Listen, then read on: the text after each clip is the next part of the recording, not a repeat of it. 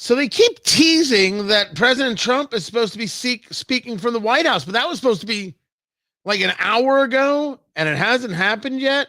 And so now I'm like, well, is it happening at all? And I need this man to be far more punctual than he is being. And now it's off the books altogether. Driving me crazy. Driving me nuts. Anyway, we got a show to do. I got the Buffalo 10 today, people. Oh, for the price. Ain't nothing finer. Let's go to work.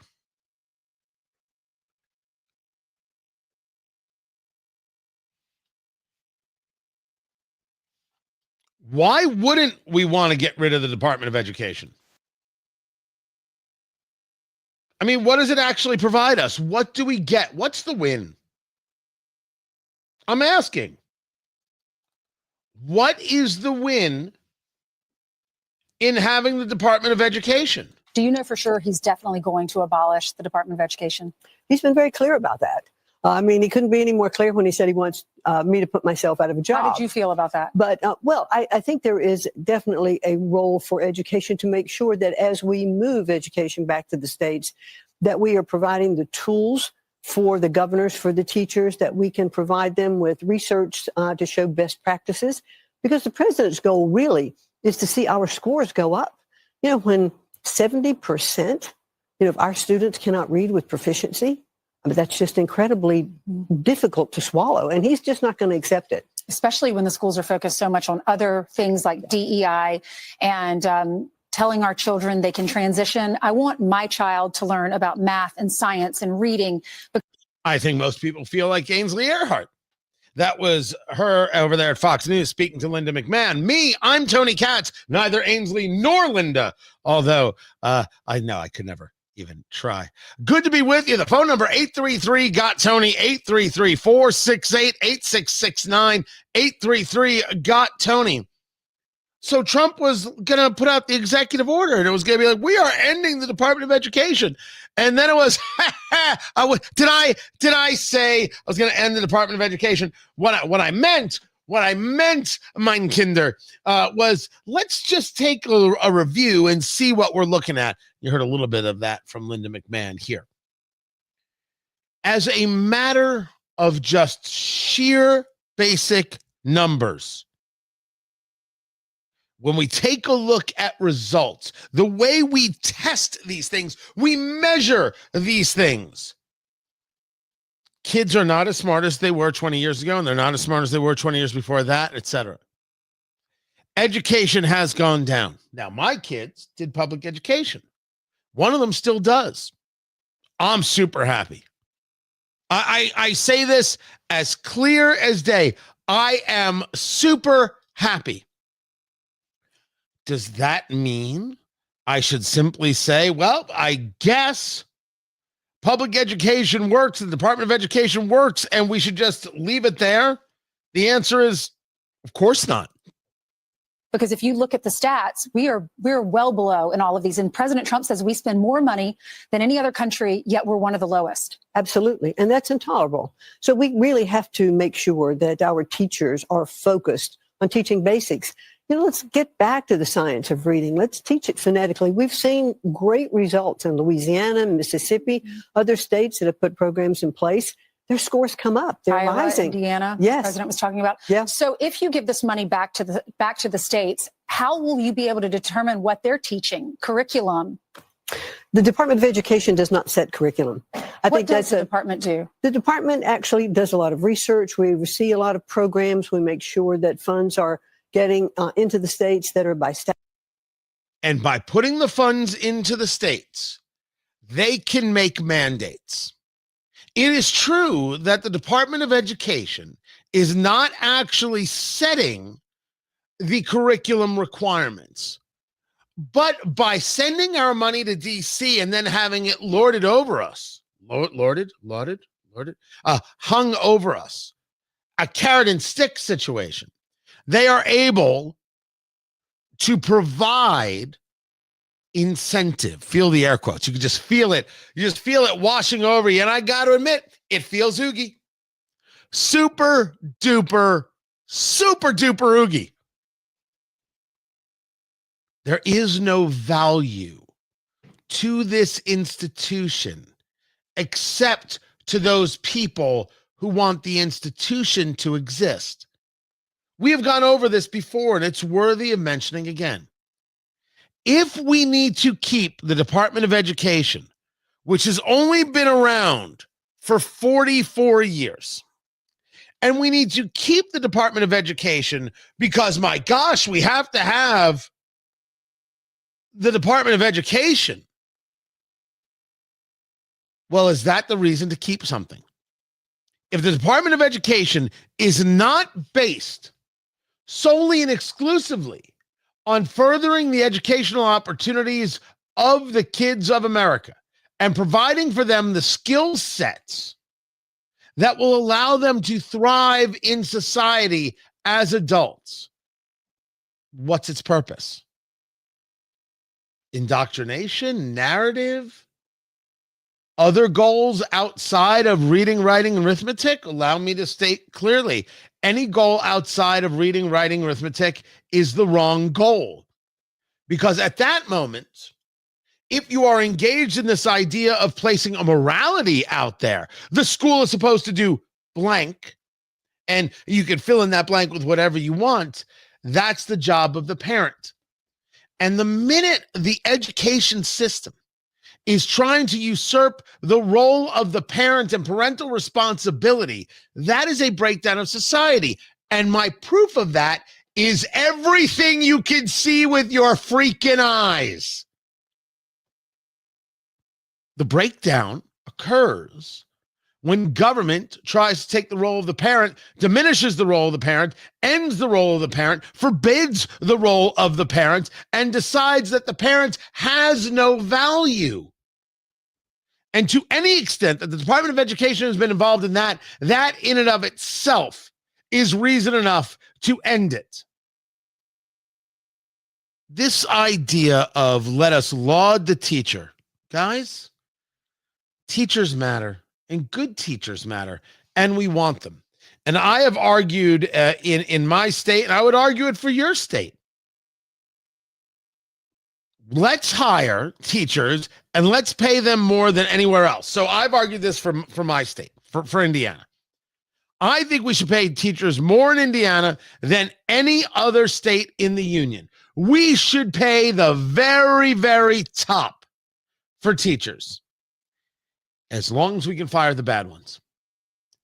The union will then say, well, you can't fire these people. They're protected by the union. And that's when you know that the fix is in and education is not about the student and the union must be broken and the Department of Education must be ended. These are the facts. If it exists for the narrative and not for the education of the student, the Department of Education has to go, the teachers union has to go. If the teachers union only exists to bring more money to the teacher, but refuses to remove the teachers who they know are bad, we want it with cops and we want it with teachers. It's not an easy job. We should respect the job, but they know who the bad cops are. They know who the bad teachers are. Throw them out on there. You know what? Why are we keeping them? What value do they bring us? And the answer is none.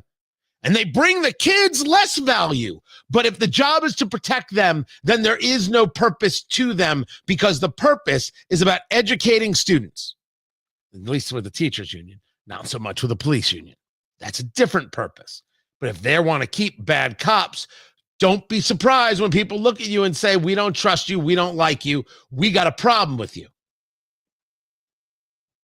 The Department of Education is not focused on an educational result or providing an educational result. There is no point in it. And if you then want to argue, well, they don't set curriculum, yes, but they do cost us billions of dollars a year to no result. So I am back to my original statement. What's the point? Does the institution exist for the sake of the institution or for the purpose that we put to it? If the job of the Department of Education is to make our kids smarter, they have failed. And if the job of the Department of Education is to ensure we have a Department of Education, then screw them, they gotta go. So I go back to President Trump and I say, why isn't this done? What are we doing? If you say to me, well, wait a second, before we just, throw the baby out with the bathwater, can we at least take a look at what we could do here? Should we take a look at how this should be done? Maybe we do it like this. Maybe we do it like that. Maybe we do it the other. What if we took the Department of Education and we reduced it in half? Sarah, would you do me a favor? Would you find out what the Department of Education budget is every year? Producer Landon, if you want to check that too, go right ahead. I didn't have that number in front of me. What if Trump says, you know what, we're just going to cut it in half? And we're going to engage, as you heard Linda McMahon discuss, a couple of core services that will actually help the states with their education needs. Would we be okay with that? Me? No. I want it gone. But when you understand Trump, when you understand that could be a happy medium, maybe. So the Department of Education, thank you, Sarah. $268 billion. By the way, Producer Landon, I just want you to know that Sarah won this one. And if she wins the next one, you're out of a job. That's what we do here. It's a very cutthroat business. Right. By the way, to all my friends and colleagues in the world of Odyssey Radio, holy cow. The cuts that they just went through are so brutal. And you know who did not shed a tear? Congress. Not one Democrat in Congress said, you can't fire these people. They have to be protected. There are no signs in the Washington, D.C. area that says support radio workers. Not a one. Really, really bad layoffs in the world of Odyssey. Now, it's weird because Odyssey is the group that's owned by Soros Management. Now, Soros Management is not George Soros and Open Society and what he does on that activism side. This is all about the dollars. And I have not heard anything from Odyssey regarding changes in programming in this way on their talk products. And these firings took place in music and all other places, all sorts of places. So something to keep an eye on for sure. But no one's going to shed a tear. Why am I shedding a tear for the Department of Education and everyone who works there? A budget of $268 billion. It was 4% of total U.S. federal spending. So if I divide that by 2, that's 134. Did I do the math right? 268 divided by 2, 134. What could we get for $134 billion? You know what? I'm being too generous. I'm being too generous. I'm a giver. I give. That's what I do. I give. It's here. I give it there. It was here. I give it there. I take it from here. Bring it over here. I give. But I shouldn't be such a giver with your money. I shouldn't be such a giver with your money. So let's call it, what would be a quarter?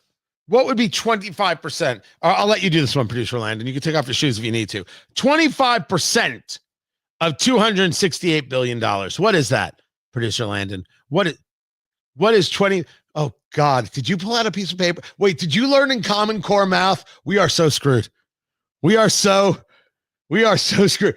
268 divided by 4. How about that? Oh, my God. I can hear him working the calculator. You can actually hear him sweating. It's 67 billion. Thank you, Sarah. Oh, God. 67 billion. What could we do with $67 billion? Why does it have to be 268 billion? Why does it have to be this much? Even if you were going to decide to keep it for some purpose that, well, I may not agree with it, but maybe others do. Does it have to be 268 billion? Could it be 134 billion? Could it be 67 billion? So this is what I would put back to the president and to Linda McMahon. But in every one of these conversations, whether it's education or whether it's Veterans Affairs, you have to ask yourself and engage in the following way, because this is how you cut through the madness of you're hurting people's livelihoods. No one's guaranteed a job. You think these radio guys with Odyssey and these other groups wanted to be let go? And no one's saying we were guaranteed a job. That's not the way it works. I do. I feel awful for him. I really do. It's rough. And by the way, that's what will come for all of us. Eventually, I will get a call right before I'm supposed to go on air and be like, nope. Actually, it won't even be a phone call. It'll be like the end of The Sopranos. It's just all going to go black. That's how it's going to go. And I'll be like, well, I guess I'm done here. You know, that actually happened to me once on air when I was first starting my career. That's a true story. I was on the air, and where was I in California? Very, very small station. And there was a technical problem, and I was just losing my mind about the technical problem with the people there while I was on the air. And during the commercial break, all of a sudden, the feed from the station just faded to nothing, and I never heard from them again. That is an absolutely true story during the middle of the show. 100% true story. Good times. Good times. Does the institution exist to make things better, or does it exist for the sake of existing? And when you see that nothing is made better by the Department of Education, it only exists to exist. It doesn't need to. So yes, I would get rid of it. But if we're going to make changes, we got to cut the budget by at least half, Mr. President. Otherwise, I don't even know what the heck you're doing. Keep it here. I'm Tony Katz. This is Tony Katz Today. That is a true story. That happened. Absolutely fantastic. Oh, I don't remember much. Like, I've got a solid memory for things, but not my own life, which is really weird. I never know if that's purposeful or not. But that happened. I remember that so well. It just faded out. I was like, hello? Oh. And I was like, all right, I guess I'm done for the day. That is it. That is it. So for those of you playing the home game, that is Sarah 2, Landon 0. He's literally crying.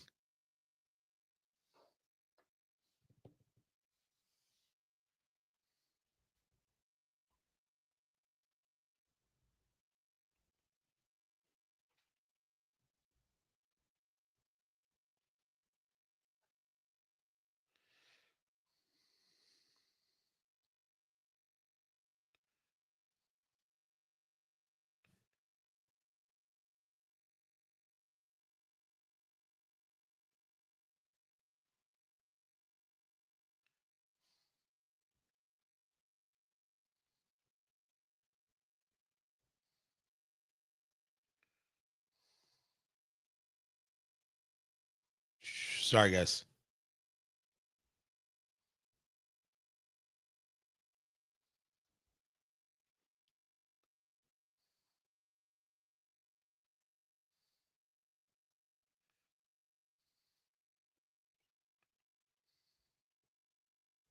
All right. I have returned. And look at Sarah being magnanimous. Landon beat me at something the other day. It was insignificant, so I can't remember the specifics, but he did win. Look at you. She's trying to throw you a bone. Landon is Sarah right there. I don't know. I think she's lying because nobody remembers. No, this is not a pity when you've lost twice today.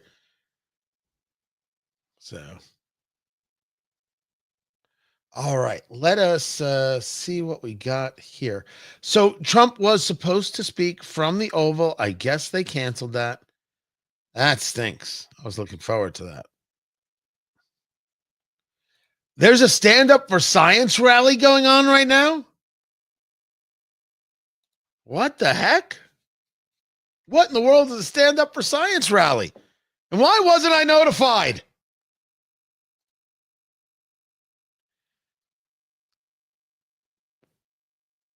Okay, it's starting shortly. It is starting shortly. It has not started yet, so I won't be too concerned with it if that's okay. Where do I buy TK merch? This is now going to cause Sarah to yell at me because we haven't finished the story yet. But if you email me, Tony@TonyKatz.com, tell me, you're looking for a t-shirt, you're looking for the pullover, or I got the thermal right there. I'll let you know how much, and then we'll go from there. You would yell at me, Sarah. What are you even talking about? What is this kind of nonsense? You would.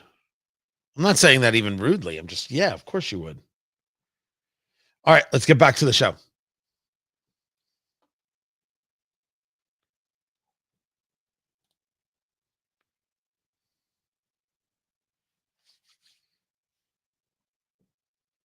Under the final 2 years of Biden, 1 in every 4 jobs created in America was a government job. That's a tremendous percentage.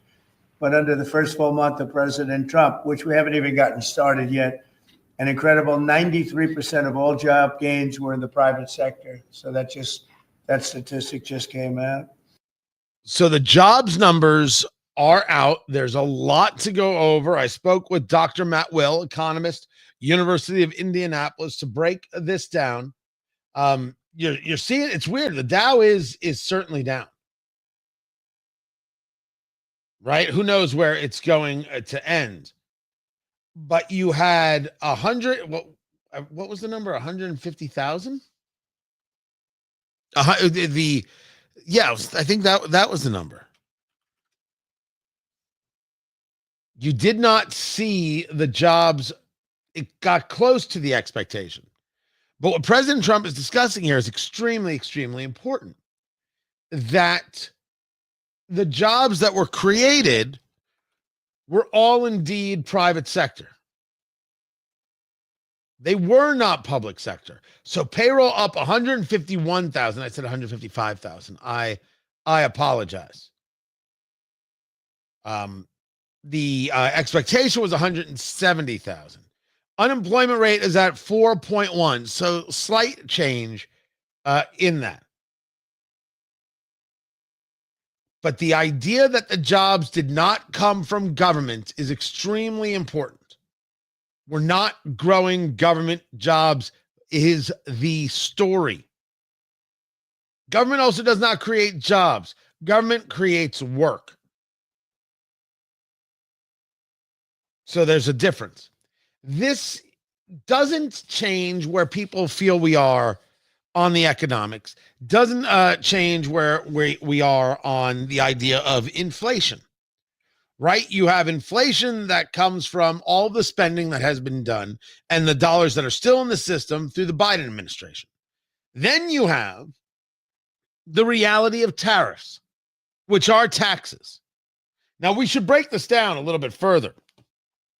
That we said to Canada and said to Mexico, here are the tariffs.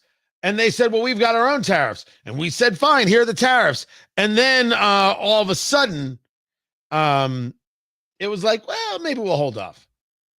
And so you have now a pause on tariffs to Mexico and Canada, which leads to this very confusing moment of, wait, I thought tariffs were good things. I thought it was the most beautiful word in the world. And if you have tariffs, you're going to have all this economic success.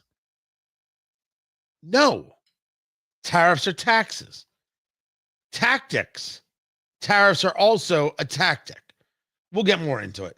Keep it here. This is Tony Katz Today.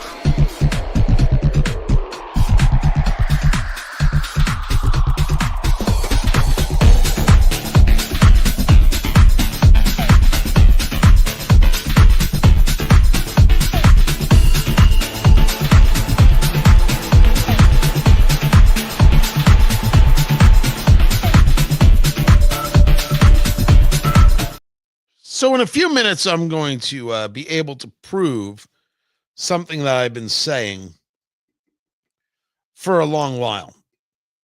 The hardest part about smoking a cigar and doing the show is that you can't keep things lit the way you want to. Makes it difficult because you're talking, right? You understand. You're chit-chatting, you're jibber-jabbing. Well, that absolutely will affect the cigar. You do the best you can. You do the best that you can.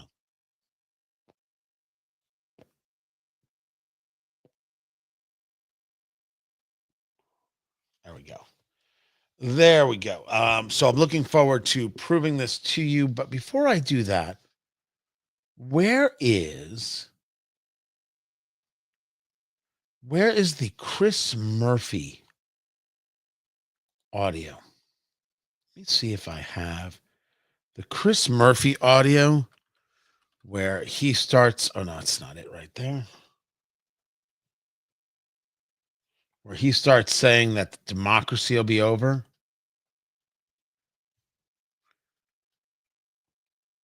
Is it not there?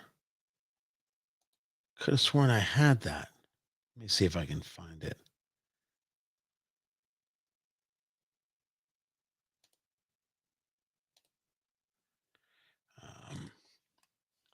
Chris Murphy, the senator from Connecticut, is one of these guys who, in my view, is calling for violence. And I discussed it on the show.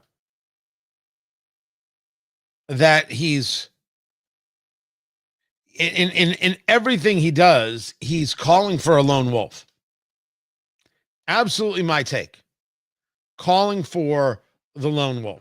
But it didn't unite them all because 10 Democrats. Okay. We're going to explain why this matters. These people who want violence against President Trump, they're not stopping. They're not stopping. I don't see anything, Sarah.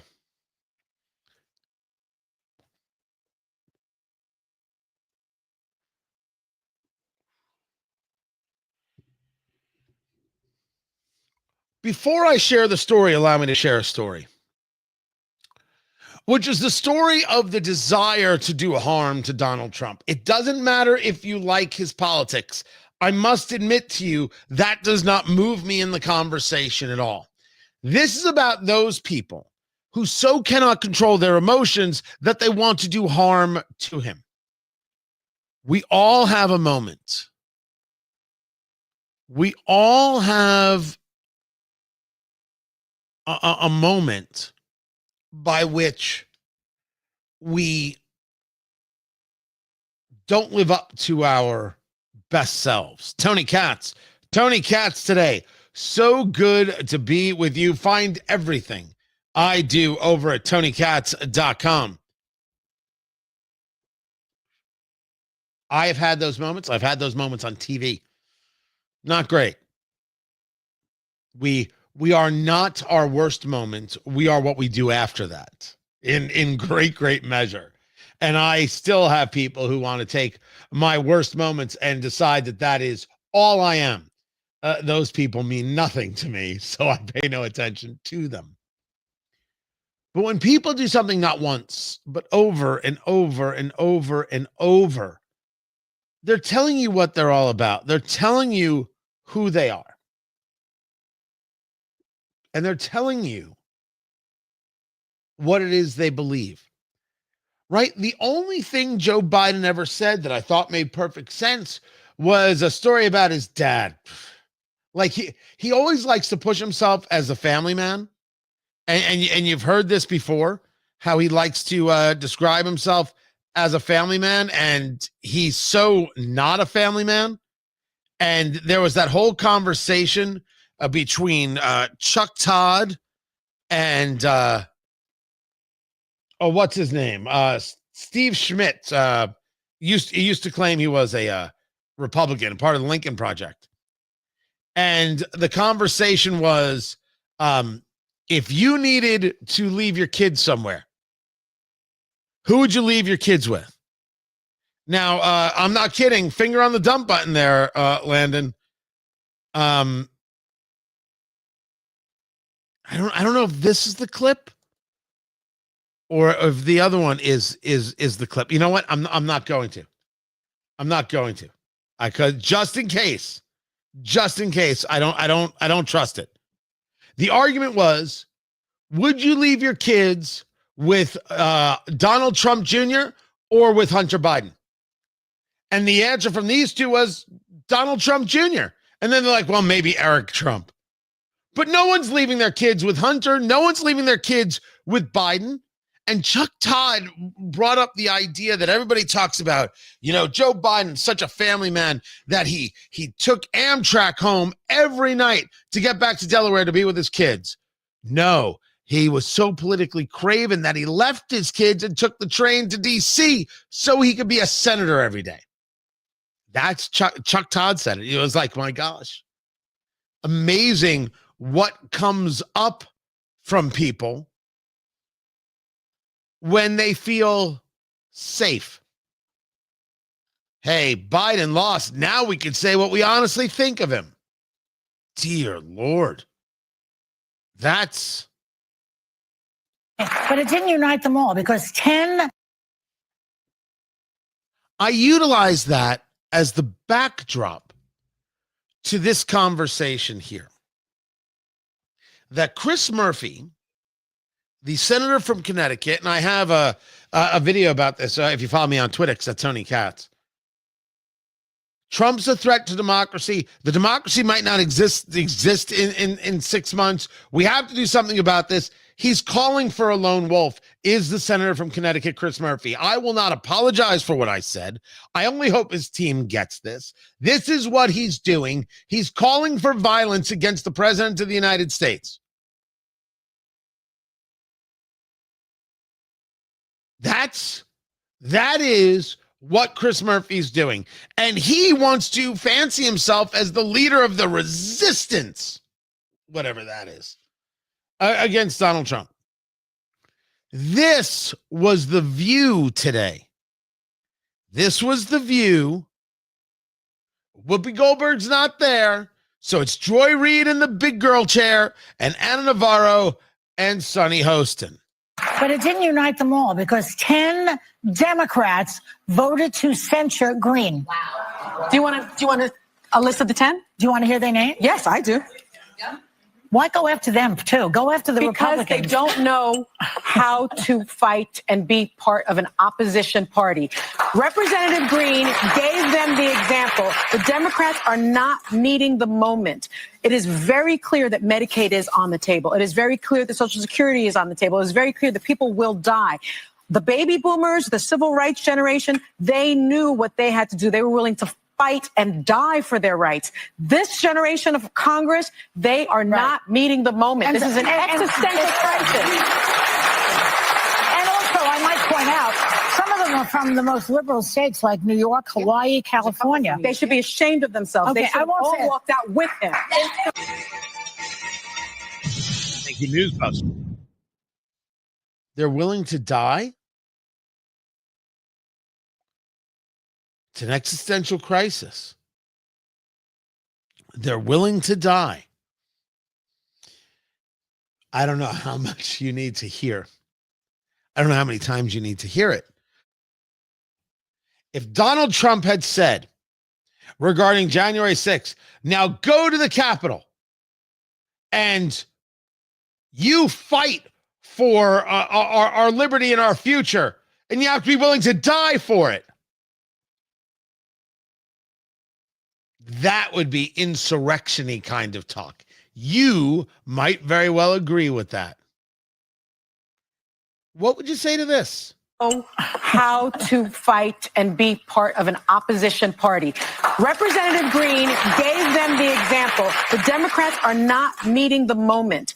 It is very clear that Medicaid is on the table. It is very clear that Social Security is on the table. It is very clear that people will die. The baby boomers, the civil rights generation, they knew what they had to do. They were willing to fight and die for their rights. So first, people are going to die because of what Trump is doing. And then people who fight Trump have to be willing to fight and die. And they knew what they were doing, and it was worth it. With all due respect to anybody who wants to argue this with me, This is Sonny Hostin calling for violence. Let's say it differently, because and you can go with that one. This is ABC calling for violence. Nope, wait, let's say it differently once again. This is Disney calling for violence against the President of the United States. This is a big giant mouse, this three-circled multi-trillion-dollar freak calling for violence against the President of the United States. Now, talk me off the ledge. Tell me how it's not. I'm all ears. Explain to me how it isn't. Shall we hear it again? Okay, we'll hear it again. Be part of an opposition party. Representative Green gave them the example. The Democrats are not meeting the moment. It is very clear that Medicaid is on the table. It is very clear that Social Security is on the table. It is very clear that people will die. The baby boomers, the civil rights generation, they knew what they had to do. They were willing to fight and die for their rights. This generation of Congress, they are not meeting the moment. If you have to die, can I ask, Sonny Hostin, how that works? Let's walk down the path of what the lawyer, Sonny Hostin, had to say. Or do I call you Asuncion since you use the term Sonny as your name because you don't think Americans are capable of actually pronouncing your name? Your words, not mine. It's okay. You can call me Anthony or Tony. It's okay. I'm good with either one. They were willing to die, fight and die.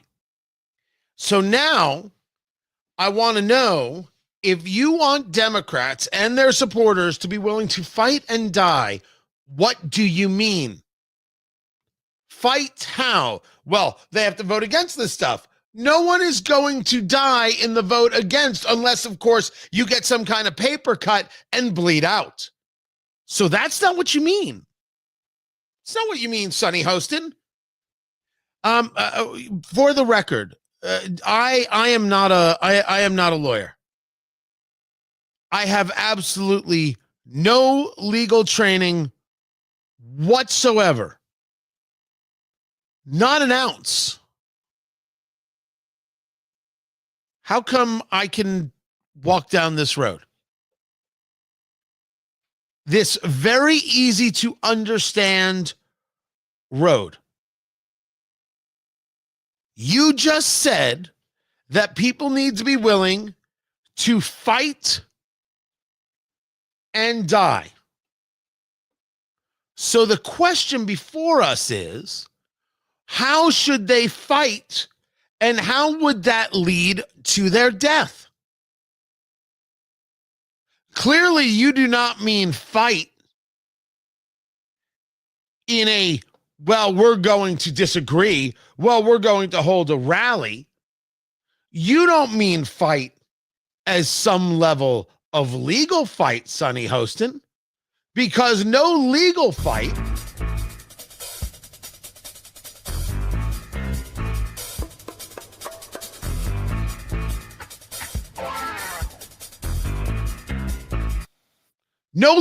is going to leave anybody dead. So what do you mean that they're willing to fight and die?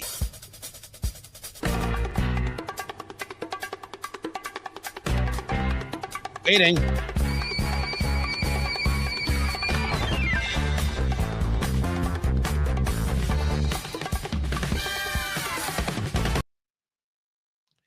You mean what you mean.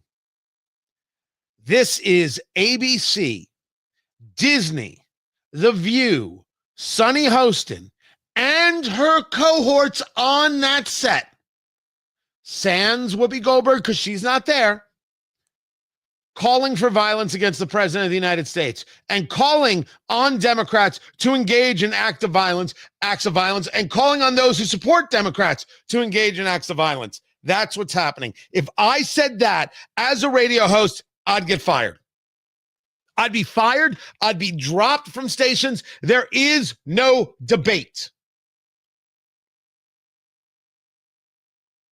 This is nothing different than Chris Murphy saying democracy will be over in 6 months and the Trump family will rule forever, and people may not even notice. His words.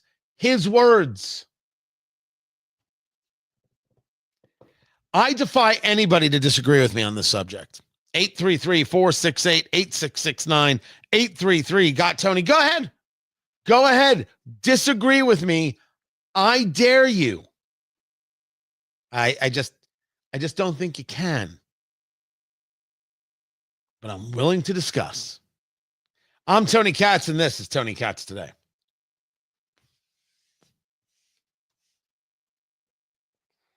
All right. Let me reach out to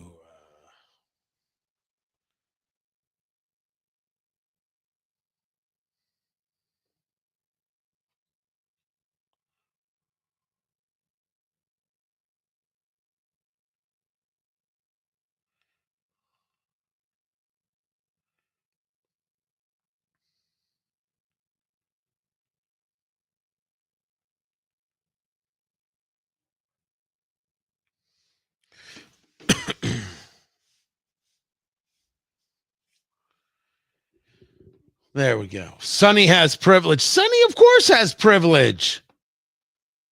Absolutely, she does.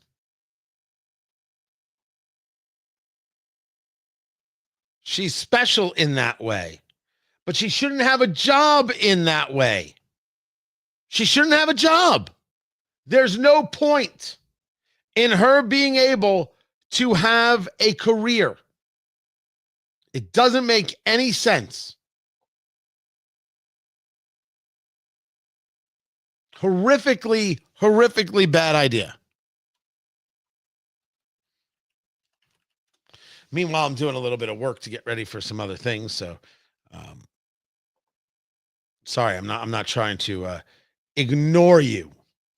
You know I love you, boo. You know I love you, boo-boo. You know it. I know it. The Latvians know it. There we go. That's Landon asking, was I Love You, Boo-Boo, my first single from my college band. Don't make up for the fact that you failed me like multiple times.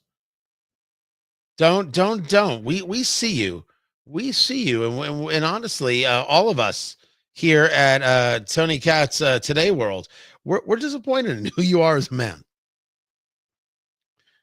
He says he's sorry, but he doesn't know. You know they can't hear you, right? Yeah. I got to figure that out. I just don't know how to bring you back to here. I'd be able to bring you back to the station. So, and now let me see if I can do this. Yes, Sonny indeed has much privilege. Much privilege.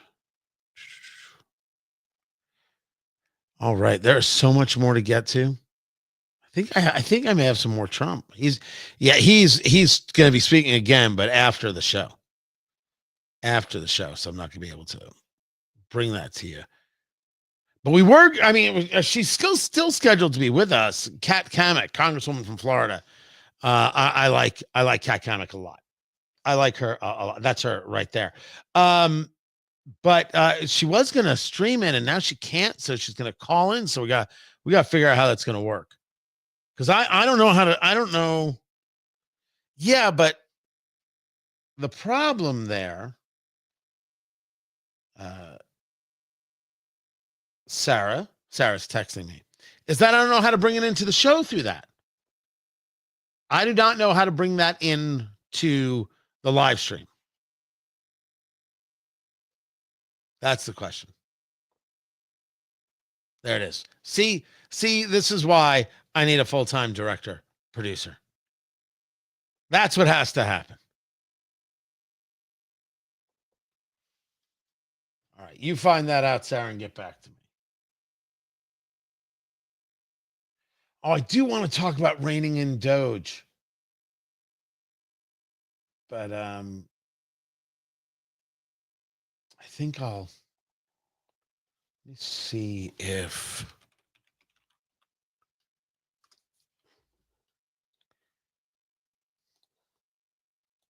30 seconds.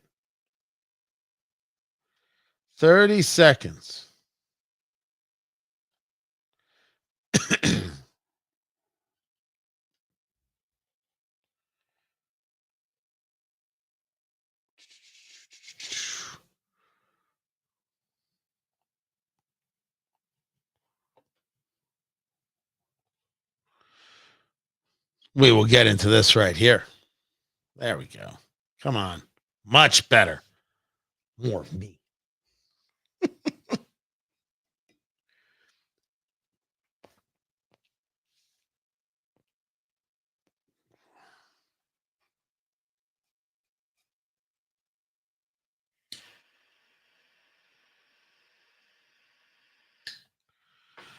So the headline says it all. Trump to sign executive order on student loan forgiveness program. Remember Joe Biden? And they claimed he was president, but we saw him and like that guy was not running the country. That was just not happening. Tony Katz today. Good to be with you. Trump's saying he's going to sign an executive order directing the education and treasury departments to make sure those who are in organizations supporting illegal activities can't benefit from the public service student loan forgiveness program. Ooh, well, that's a different take altogether now, isn't it? That's a much different take. Those working for the government or a non-government profit organization have their loans forgiven after making the equivalent of 120 qualifying monthly payments.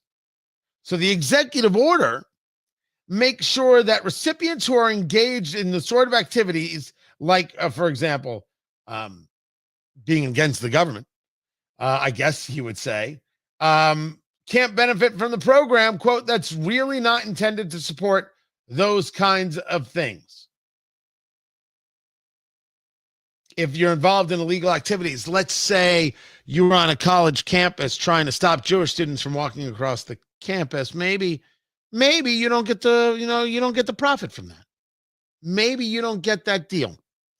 When he said that if you're on a student visa and you're involved in these things, we deport you. Well, of course he's right. Of course he's right. That goes without question. And then he's in the Oval talking about Ukraine. And they don't have the cards. They don't have the cards. As you know, we're meeting in Saudi Arabia on sometime next week, early. And we're talking, would I find that in terms of getting a final settlement, it may be easier dealing with Russia, which is surprising because they have all the cards. I mean, they're bombing the hell out of them right now.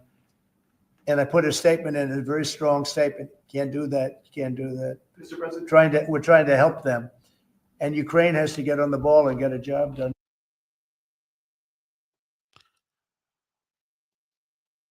I could just be tactic to get Ukraine to move. I still say to you that the odds of Zelensky being out of power, let's say by the end of summer, before the summer, I'd say more than 50% at this stage of the game, right? This is Tony Katz today. All right, we are going to take the break. As you know, we are in break with the radio show. And we are going to take that break. I think Sarah's figured out the technical needs for the representative. So I'm looking forward to having her later in the show. We take the break. You take a stretch. We have got much more to get to. I'm thrilled you guys are here. And we'll do more cool things. Stay right here.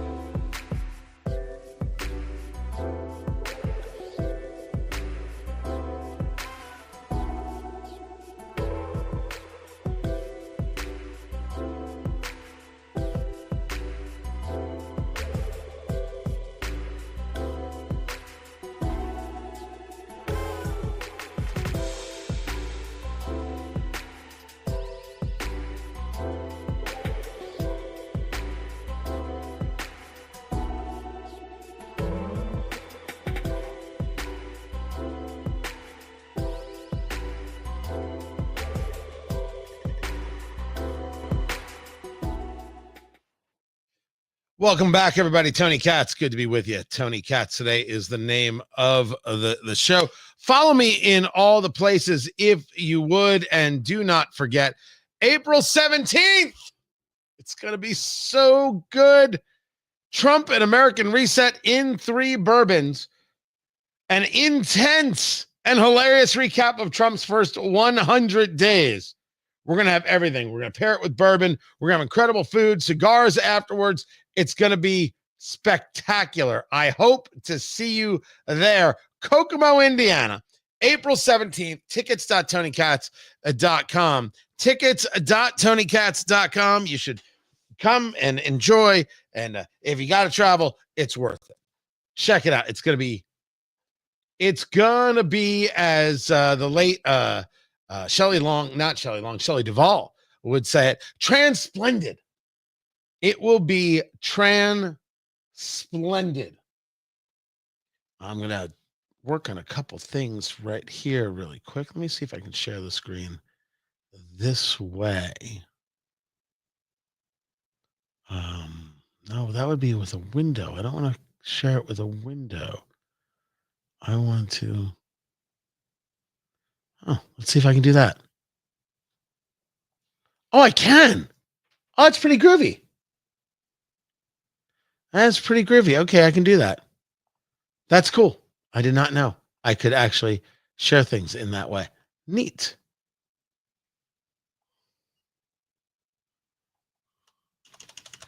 All right. If I could spell, I would be even better. If you've got questions, I've got answers. Let me know in the chat there what's on your mind, what questions you have, and I can answer them. And let me go once again. I can just share an image file. Oh, I didn't know I could do that too. Boom.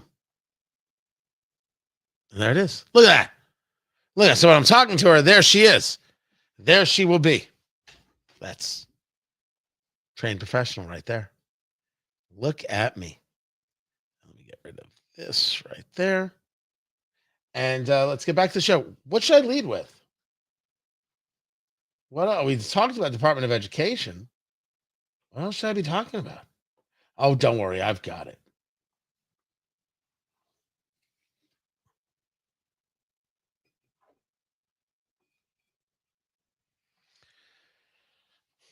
I thought the headline was very odd. It was a headline over at the New York Post. Donald Trump reins in Elon Musk. Reins in. What? Why would you remotely say it like that? There was the headline. Trump reins in Musk, announces bi-weekly DOGE meetings with cabinet, scalpel rather than a hatchet. Why would anybody call it reining in? Isn't this exactly the next evolutionary step? I mean, what did people think? That the agencies were now going to have these confirmed members of the cabinet, and they were going to put themselves as subordinate to Elon Musk? That dog won't hunt.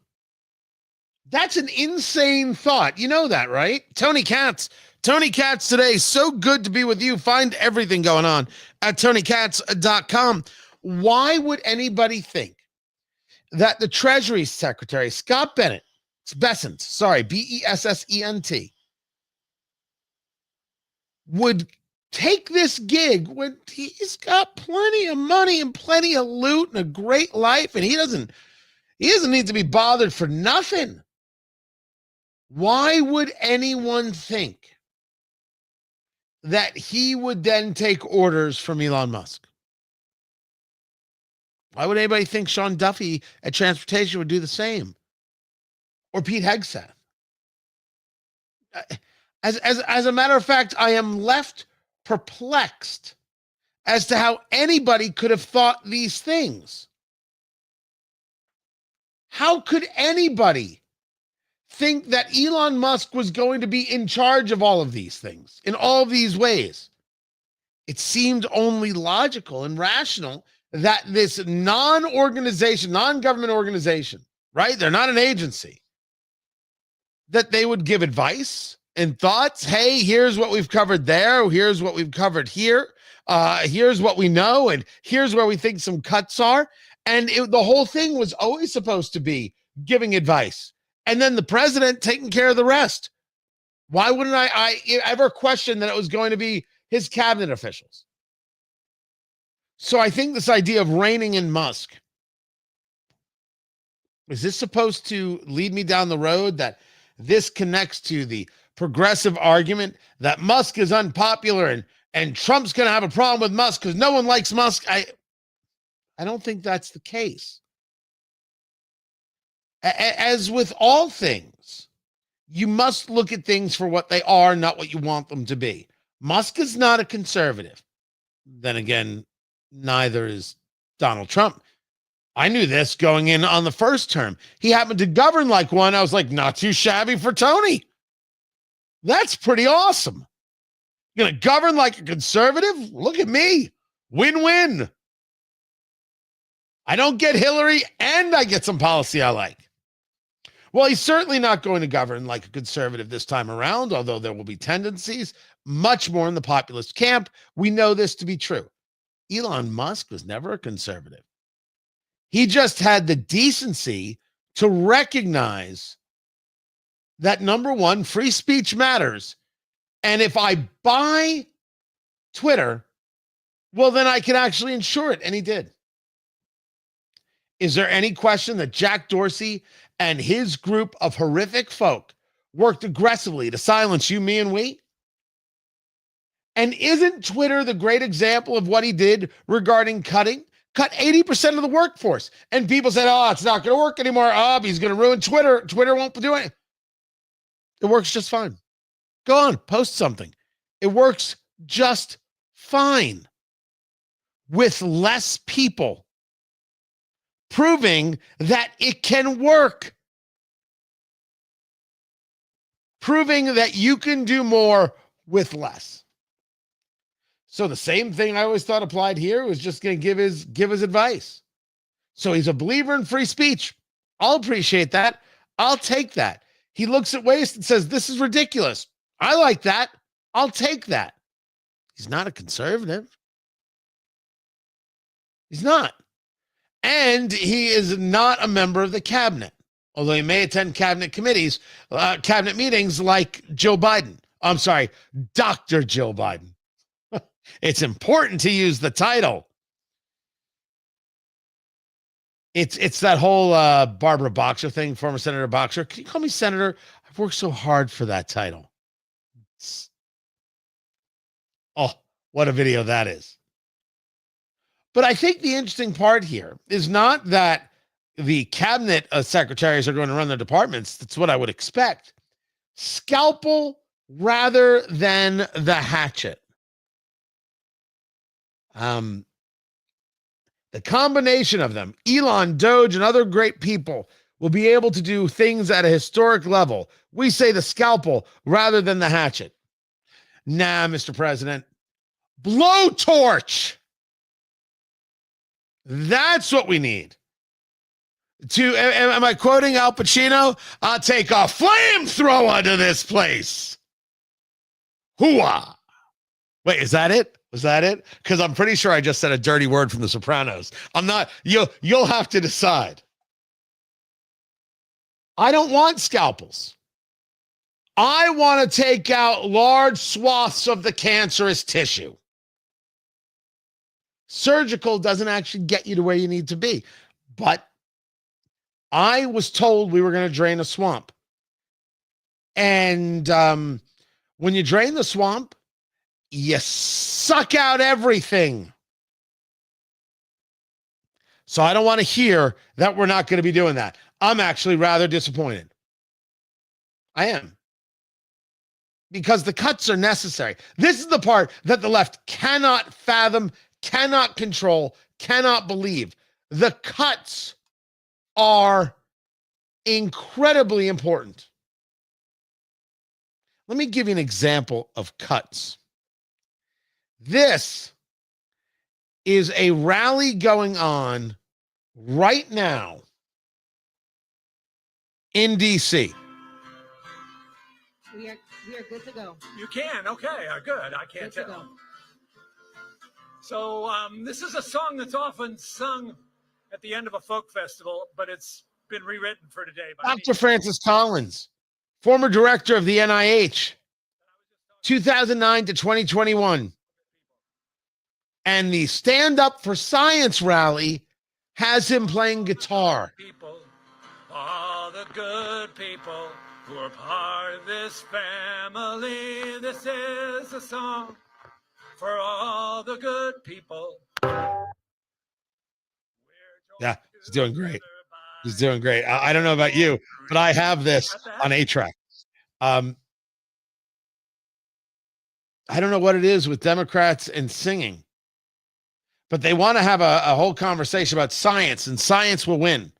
Which science are we referring to? The science of 6 feet of separation? The science that a man married to his wife for 57 years can't be there and hold her hand when she dies because COVID? Which science are you referring to?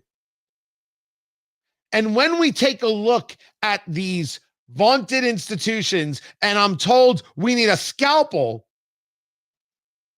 this guy has an acoustic guitar and is singing like it's 1967. What the hell? A much brighter day. Come on now. Well, this is a song for all the good people. All the good people who are part of this family. The desire of every progressive to go back to 1967 is something stunning. They don't want to live in the now. They only want to live in the then. This is silly and embarrassing and altogether pathetic. And when I see this, I like to turn to President Trump and say, blowtorch, chainsaw, at the very least, a hatchet, dear Henry, dear Henry. If you're going to drain a swamp, you actually have to drain it. And while Elon Musk and DOGE play a part, remember, and it's DOGE. If Elon Musk is there, you've got somebody else, that's fine. These cabinet officials are responsible for their agencies. And that's where we need to apply the pressure hard. It's not lost on me. And I don't think it's lost on you that our job didn't stop because Trump got elected. People understand this, right? People understand that our job did not end because Trump got elected. If things aren't getting done, we need to be the ones to apply the pressure. It's the whole thermostat thermometer conversation. Politicians are thermometers. They measure temperature. The people are the thermostat. They actually change the temperature. I don't want to hear scalpel. I don't want it. Well, Tony, you don't know more than the president. He works for me. He works for you. But this idea, so he has to listen. But this idea of reining in Musk, very weird. Very, very, very weird. By the way, on the conversation of protest, you know that there have been these protests going on at Barnard and Columbia, right? And these people have been taking over buildings and demanding that the administration listen to them and provide them this and provide them that. And all of this is because they are Jew-hating bigots, right? They're anti-Israel. They're really anti-capitalist. They're truly anti-American. The nine agitators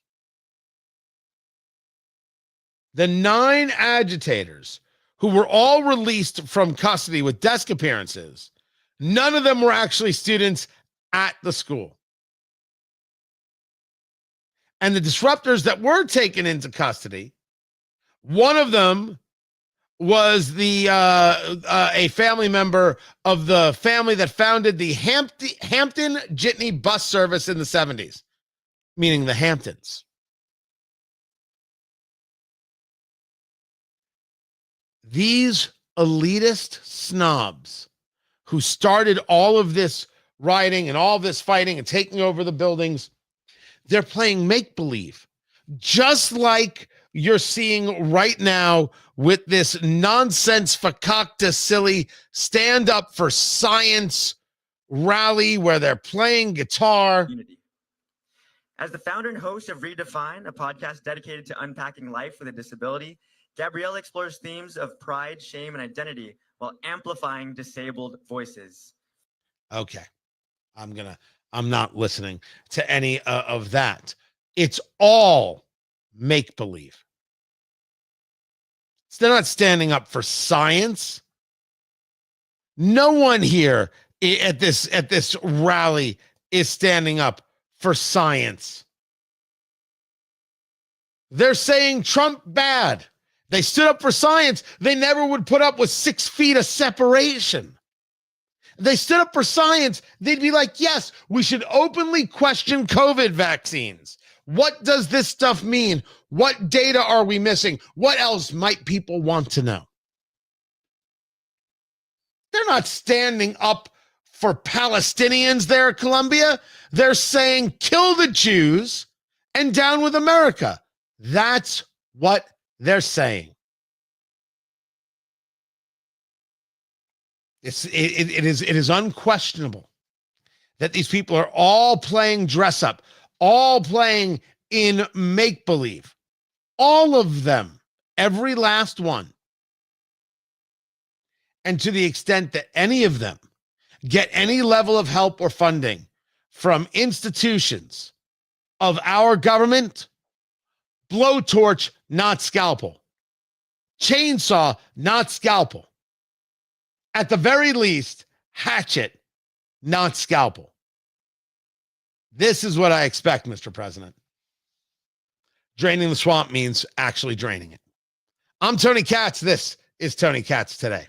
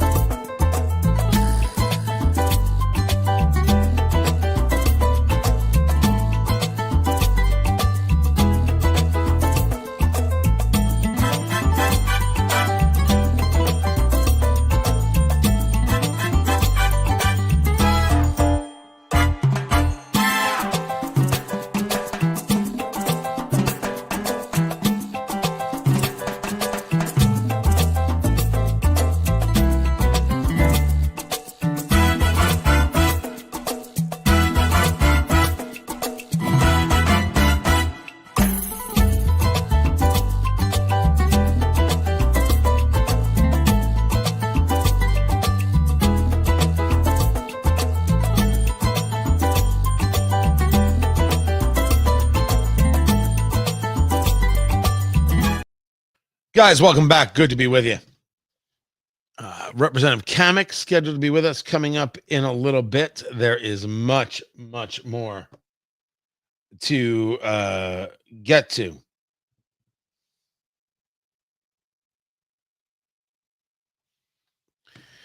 Let's see what else I've got here.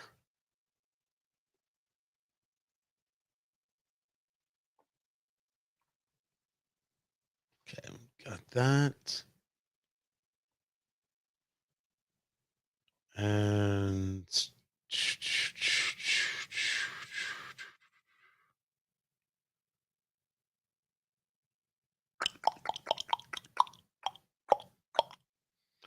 okay, groovy.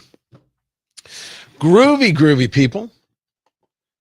Where was I've got that story, and then we'll get to Representative Cammack, and we'll go from there. If you've got questions, I have got answers. Forgive me, I'm doing a couple things at a time. Oh, and the story of remember the story of those fans of the Kansas City Chiefs that came from a game, and their friend found them the next morning frozen to death. The story is so weird. It was turns out they had fentanyl and cocaine in their system. Well, now 2 guys have been charged with 3 counts of involuntary manslaughter, 2 counts of delivery of a controlled substance, and each sentence carries 10 years. Crazy. Yeah, it's a crazy, nutty story. And not the way I'd like to go.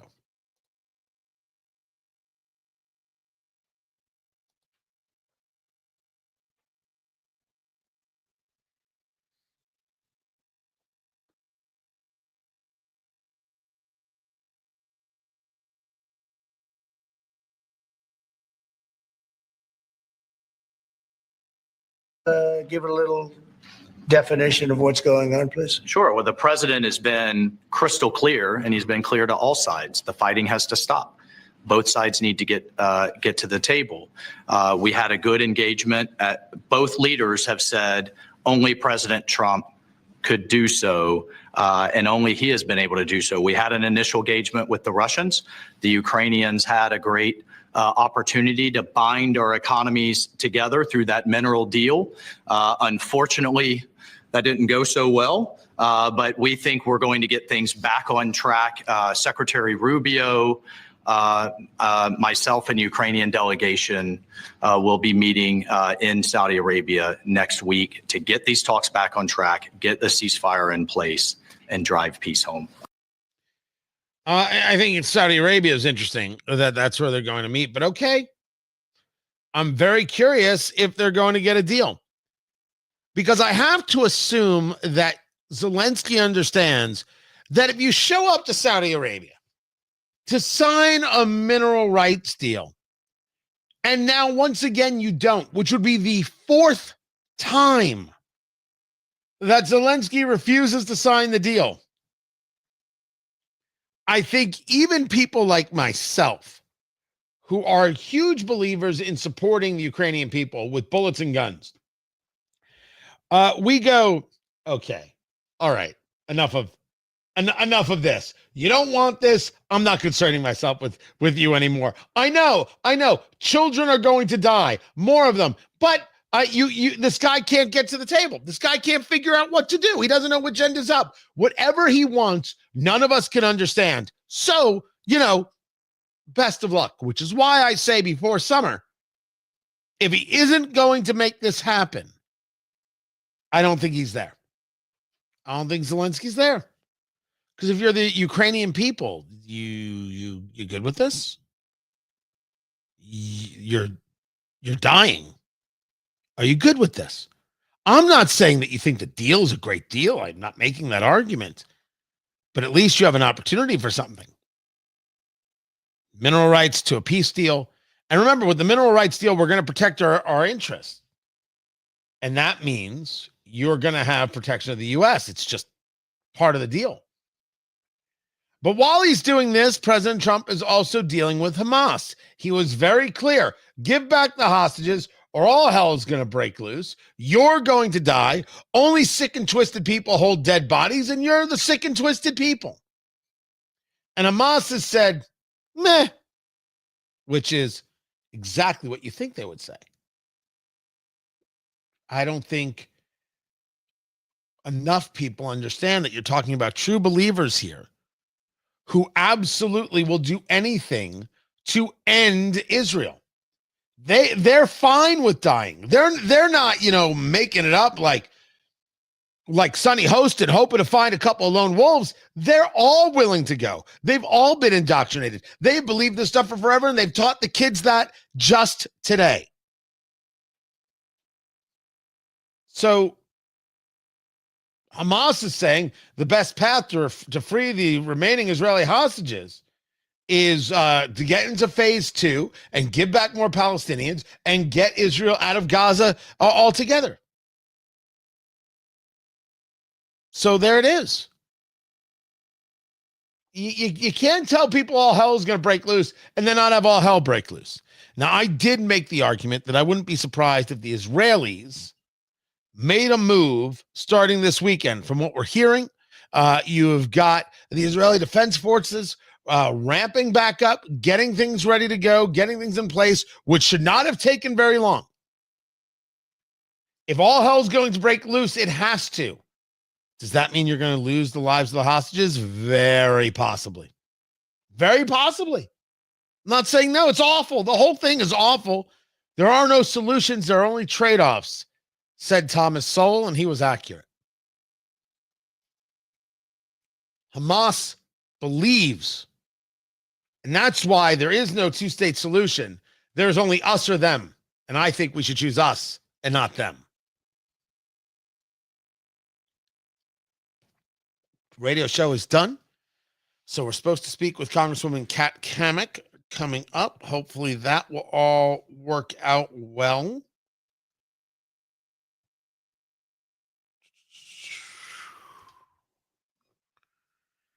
And we will get with her. She represents the 3rd District.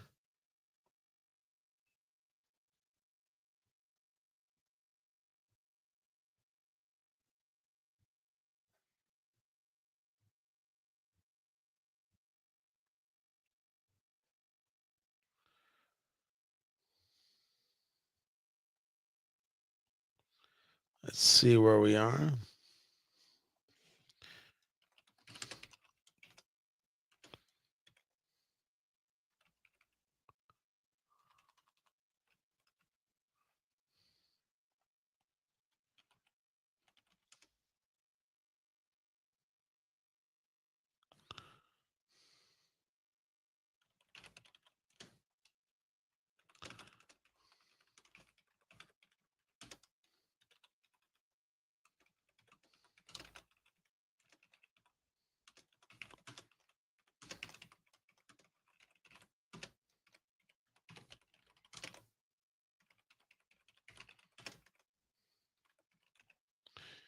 Let's see where we are. Not yet, not yet, not yet. It'll be exciting when she calls in. Hopefully it'll all work. Well, it's technology. Things go wrong. Things go wrong all the time. Well, I think that this is an interesting part, John Boy. You can't say things and not do them, right? I think the first time it was letting the Israelis know, hey, if you want to make a move, go ahead, go make the move. We're gonna back you up. We're gonna back you up 1,000%.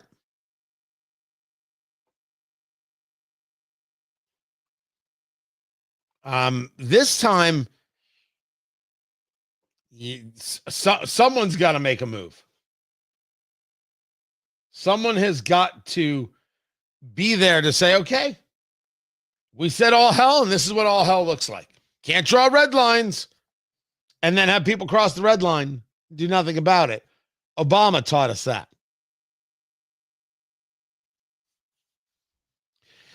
Drew wants to turn Gaza to glass. I get the argument. I get the argument. Even the Israelis have not gone down that road. But they do want Hamas gone, and they are very willing. And now talk about people who work with a scalpel, or really with pagers. The Israelis, they are serious in that way.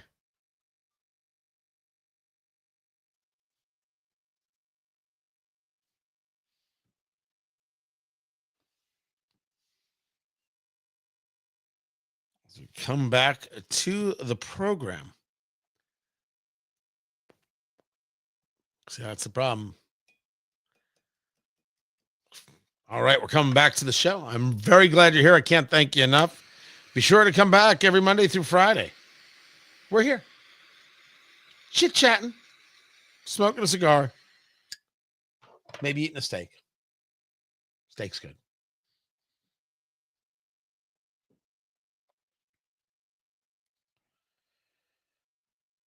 There is a piece of legislation in the Senate right now led by Senator Rounds.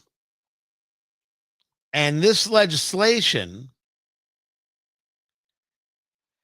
is to stop China from being able to purchase land near a military base.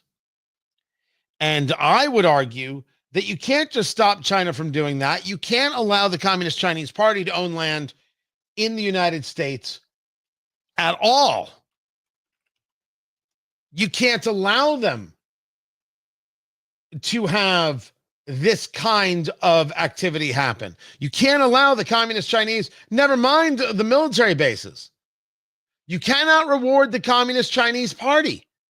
They can't own land in the United States. They shouldn't be allowed to own a business in the United States. I say it and I mean it. But there's been a lot of talk about DOGE. There's been a lot of talk about, of course, this joint address. And then there is a subject that is very nerdy, extremely nerdy, but needs more attention, which is the REINS Act. And Congresswoman Cammack of the Florida 3rd joins us right now, and I'm very glad that you're here, and I appreciate you taking the time. Before we get into the REINS Act, you're there, right there in your seat, the joint address from President Trump, and there's DJ becoming an honorary Secret Service member, and there's another guy going to West Point, and there you are celebrating the life of Laken Riley and that her life is not in vain, and the legislation now to protect others from illegal immigrants who may do us harm. And there are Democrats not standing, not applauding, and then coming back 2 days later to sing when Al Green gets censured and make very cringy videos.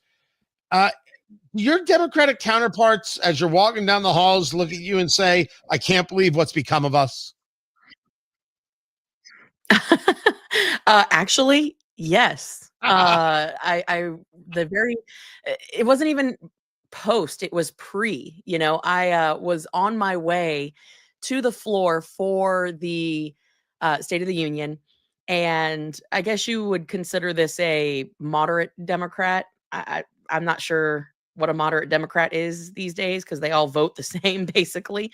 But we're in route, in the elevator, and he looks at me and I'm like, so where are your egg cartons and your clackers and your signs? And he just looks at me and says, we have got a lot of crap we've got to fix. He used a different word, but I'm cleaning it up for you. And he says, I am so frustrated with these people.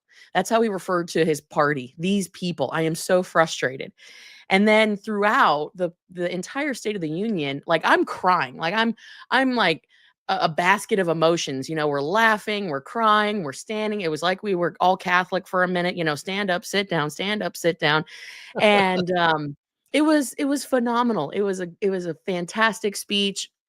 And I just kept looking across at the other side, like, how soulless do you have to be? You won't stand for a kid who is battling brain cancer. You won't stand for the wife of a slain police officer. You can't stand for the parents of a young woman or a 12-year-old girl who was raped and murdered by an illegal. I mean, how insane does it have to be for these people to actually take a stand? And it dawned on me, they stand for nothing, and they are in just a total identity crisis. They've played the identity politics game for so many decades. It finally caught up to them completely and took their identity entirely. And they hate Trump more than they love this country, and that is what it comes down to. So there's this very interesting phenomenon that takes place, and you've seen this before because you're much more closer to it, that you'll hear from media outlets. Look at Trump's handpicked attorney general. Look at Trump's handpicked cabinet. Look at these loyalists he's put into place, as if somehow the people he selects to do these jobs should somehow be fighting him on the job. But they certainly are never fighting Joe Biden with all of his hand-selected people.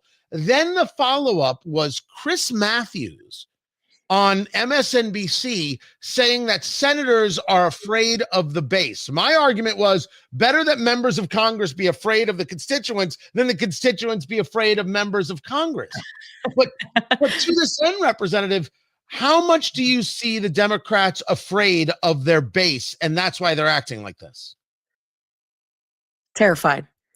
Absolutely chicken crap terrified. I mean, there's a sign in my office that says no more chicken, politicians. And I truly believe that, because I've seen it for years, where when constituents lock onto an issue, and you could pick any issue under the sun, and they start actually calling their representative, the member, their team, they have no idea how to act. All of a sudden, they get a couple hundred phone calls, and the member walks in and they see their staff assistant, their ledge team, everybody busy on the phones, and they're ringing off the hook. They start to pay attention, and then they get nervous, and they have really two options. And I think this is just human nature in general. You either have the flight or fight, and very few people have the fight in them, right? People who are willing to go and have the conversations and explain their position. Most of these people will say, turn off the phones. Emails are easily ignored. I tell people all the time, always demand a response, and forget emailing, because emails get, thrown into some batch somewhere, some, never seen again folder, but it's impossible to ignore the phones. And so you really see that happening today, where these people are hearing from their Democrats. There was a great post by Ro Khanna, a Democrat, who said he was flying home the other day. I had a terrible experience. It took me 13 hours to get home. Oh my gosh. I got home at 1:00 this morning. And he said, I was connecting on a flight, and a flight attendant on his flight came chasing after him and said, I'm a Democrat, and I am absolutely ashamed of how you guys reacted. Now, he said he stood up and clapped. I was in the room. Not a single damn Democrat stood up and clapped at any given moment. No one stood. A smattering, maybe 5 at points would clap. But the most enthusiasm I saw out of the Democrats at the State of the Union was for Ukraine, and not for ending the war, but for keeping the war going. And I think that, President Trump highlighting, he said, look at that Pocahontas. She's clapping more for keeping the war going in Ukraine than ending it. I mean, that's it. I mean, this is the perpetual victimhood that they have come to embrace and love. And their base freaks them out. If they are not leaning into the ultra progressive left wokeness, then they don't know who the hell they are. And you see that in every single press conference. You see that in the social media posts. You see that in the cringy videos of pick your fighter, which, wow, that was embarrassing. Yes. Yeah, it's a mess right now for them, and I'm here for it. Talking to Representative Kat Cammack of the Florida 3rd District. You sit on the House Committee on Agriculture. And of course, as this tariff conversation with Mexico and Canada and China goes on, there's real world effects on the people who are in your district, where there's a lot of agriculture, ranching, and other things that happen. We've talked about these subjects before. Where are your constituents and those that you speak with in this world on the tariffs? Are they willing to see Donald Trump through on this to maybe get a better deal, or are they feeling the pinch and want to know when this is going to end? Yeah, Yeah, a couple things here. So I represent obviously a major agricultural state. You know, Florida, we're home to over 300 specialty crops, and I'm the lone representative, Republican or Democrat, that serves on this committee. So I get to hear from folks all over the Sunshine State. In fact, just yesterday and the day before, I was working with all of our tomato growers. Now, what people won't realize is that Florida, before NAFTA, we had 300 plus major tomato producers just in the state of Florida. Today, there's less than 25. And that's because crappy trade deals have absolutely crushed us. The suspension agreement that we have had with Mexico, particular as it relates to tomatoes. And I know I'm getting super in the weeds here, but hear Get in me the out. weeds, all the way in I'll the get in the weeds. weeds with you then. Get in the tomato there- vines. So we have this thing called the tomato suspension agreement. It's an agreement that was done in 2019 between Mexico and the United States. And it was really meant to protect our domestic producers, because Mexico, what they pay in a day, we pay in an hour. They use chemicals that we have outlawed 50 years ago. The regulatory regime is completely cattywampus on our side. They get away with absolute, I mean, just thievery when it comes to the IP that gets stolen, and I mean all kinds of stuff. This agreement has been violated over 100 times under Joe Biden, 100 times, and the government for the United States did nothing. We had a USDA inspector killed in Mexico. What did we do? Nothing. Absolute America last type of leadership. And so, right before the talk of the tariffs was happening, the day that they were supposed to go into effect, Mexico dumped 40 million pounds of tomatoes into the United States, crushing all of our domestic production. And people are like, well, why is that a big deal? And I'm like, well, because food security is national security, and these are not operations that turn on and off with a light switch. They can't move product. And so this is just another example of where we have been on the short end of the stick when it comes to these trade deals. So we've been working with the Trump White House and with the Department of Commerce. Secretary Lutnick has been phenomenal on this. And we said, you know what?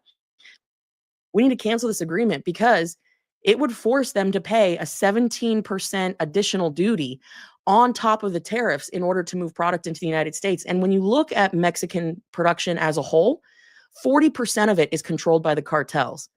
Don't tell me that there is a fair and free trade happening between our two countries. So our producers, they are ready for somebody who is going to go to bat for them, and they are ready for a long time of making right what has been wrong for God, decades. So they're here for it. They're willing to take something on the chin if it means that they can survive long term. Before I let you go, talking to Congresswoman Cammack of the Florida 3rd District, the REINS Act, you and Yes. Senator Rand Paul, this has been your, to an extent, your raison d'etre. It's hard to be a lone voice in this fight for something that is rather unsexy. I think that's the best way to put it. The REINS Act is regulations from the executive in need of scrutiny act. In 60 seconds, what? Yeah, probably the least sexiest topic on the planet. I sometimes feel like that episode of Parks and Rec where at the farmers market they're trying to make Swiss chard sexy. So they had to do like Swiss chard after dark. The same thing goes for regulations. It's crazy. $2 trillion a year is what we spend on enforcement and compliance of regulations. $2 freaking trillion. And it is really, if you think about REINS, the way to not only empower people because it takes the power away from the unelected, nameless, faceless bureaucrats, puts it back in the hands of the people's elected representatives where it should have always been, where constitutionally it should have been. And it's our way to drain the swamp. I tell people the easiest way to drain the swamp is pass the REINS Act. And so we need help getting this across the finish line. We've passed it out of the House a couple times. It dies a sad death in the Senate. We need to really empower people, and it starts with the REINS Act. So please help by calling your senators and your congressmen. Does it Did I got about 30 seconds. Did it die in the Senate because Mitch McConnell wasn't willing? And does that mean it dies with Thune as well? No, actually, I've spoken with Senator Thune about it. He is very supportive of the REINS Act. But if it goes on its own merit, right, then you need 60 votes. And you'd be hard pressed to find a Democrat these days that actually is in support of empowering the people, because their entire agenda is about dependency and control. And what better way to further that agenda than to put it in the hands of unaccountable, unelected bureaucrats? So I'm trying to make the case that, hey, Democrats, you don't like Elon, right? Like, you should pass this law, But they're not buying it, because he's a very unique individual who's actually cutting government rather than adding to it.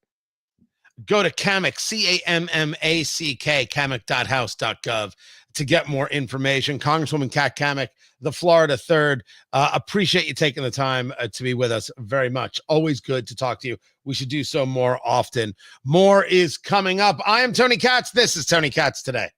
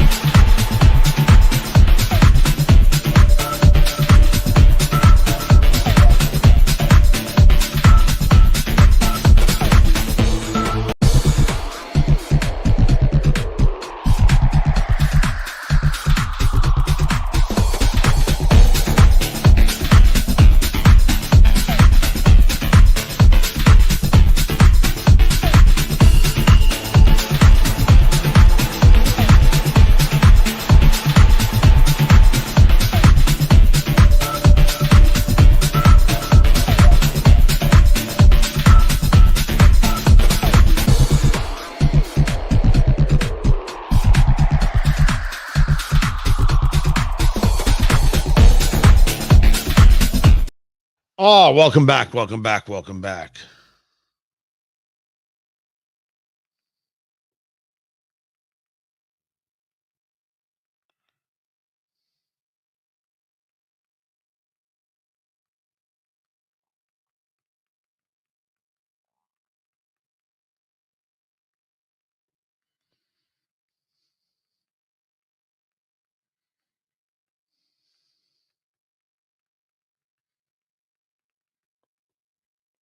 Look at us.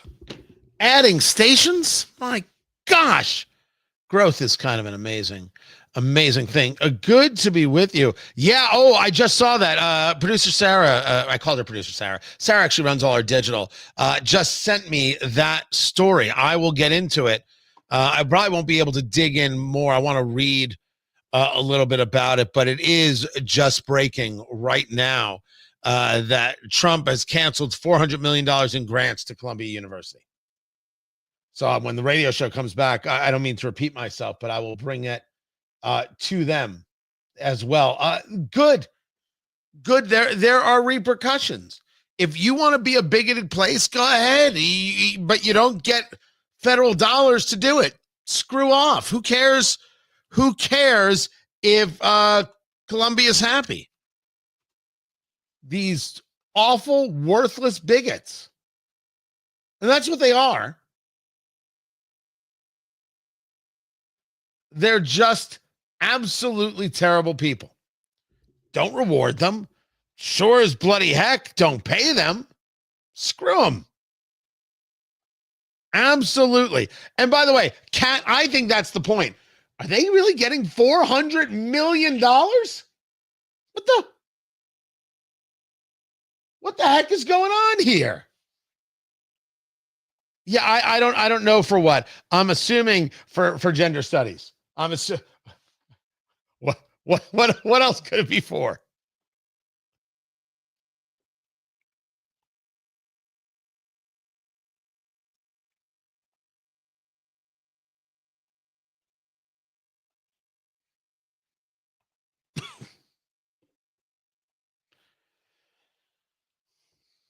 Yeah, this just coming out. I'm going to need to read into this a little bit. So I'll dig in deeper on Monday. The Free Press reporting that the Trump administration has canceled $400 million in grants to Columbia University.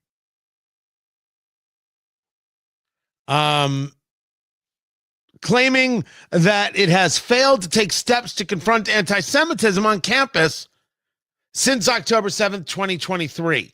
And if you're like anybody in our chat room over there on the live stream, the question is, what do you mean they get $400 million? For what?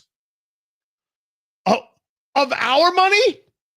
You guys know I don't have a college degree, right? I couldn't afford it anymore. My family was broke. I moved across the country to help them build a business. Columbia gets $400 million? We really are messed up in very, very large ways. Keep it here. I'm Tony Katz. Wow. That is the right question. For LGBTQ plus students who can't afford it, probably. Oh, no. They can all afford it. They're already getting the student loans. I don't know what this is for, really.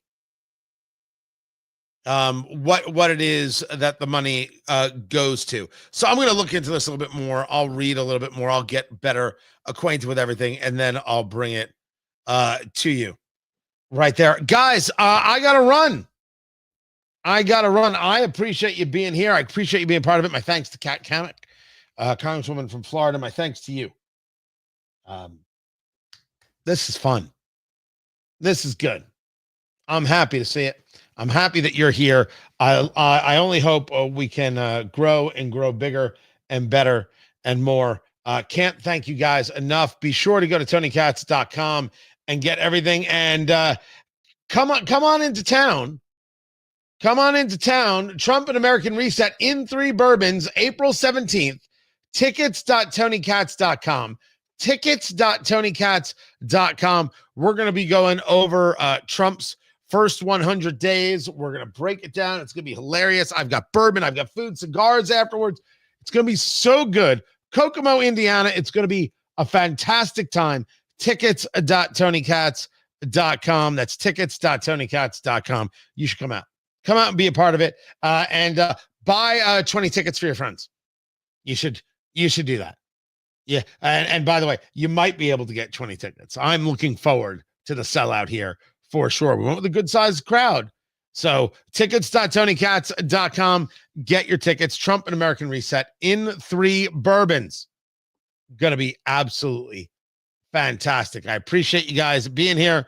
I appreciate you being a part of everything going on. And I will catch you on Monday. Also, maybe some cool weekend stuff going on at TonyKatz.com. Eat, Drink, Smoke, my cigar and bourbon show, heard on 90 stations across the country. That releases this weekend. The podcast will be available on Monday. And you can learn good cigar things and have a good time. I appreciate you guys. I will catch you Monday. Take care.